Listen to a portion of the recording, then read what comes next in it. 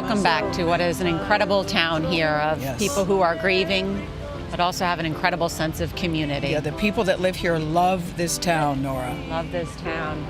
And in the space of a few hours on Friday, this town was forced out of its quiet daily routine into an international spotlight that no town ever wants to face.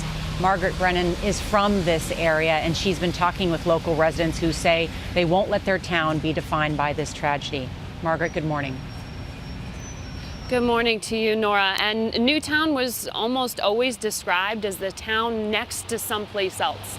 And now residents fear that it will forever be known as the place where that tragedy happened. It's a town older than the country itself. Newtown is still dotted with picturesque farms, surrounded by picket fences and stone walls. Its whitewashed downtown a reminder of its colonial past. But this was the first image of Newtown most people saw. Elementary school students being hustled from their classrooms. It was snapped by a reporter at the local paper. Scudder Smith's family has owned the Newtown Bee since the 1880s. This is probably the biggest story that this paper has ever reported. Oh yeah, by far. Smith was inundated with requests for the photo from publications around the world. He decided to give it away for free. We got it and put it right up on our website. Why did you choose to do that? What else do you do? It's a kind of gracious, small-town mindset that characterizes the old guard of Newtown. They talk about old-fashioned values here, like the civic pride that turns out big crowds for volunteer work and school board meetings. A community of 27,000, Newtown is more New England Village than New York suburb, even though it sits midway between the two. People describe this as sort of a typical New England town. Is that how you see it?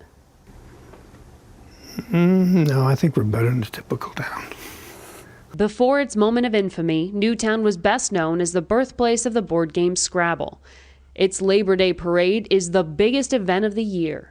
Everyone goes to the parade because they shut down the main road of the town. You have to go to the parade or you have to stay home. There's nowhere else to go. Tara and Allie Clement grew up here. Their parents were among the first responders. Both girls refused to let this tragedy define their home. Where we always joke about the fact that we have a 125-foot flagpole in the middle of a major intersection. It's kind of funny, but I think it's one of the things that makes our town really charming. They want the world to know about those little things. The sandwiches at the general store, Edmond Town Hall, a place where people go for dance recitals and $2 movies, not just for grief counseling and funerals.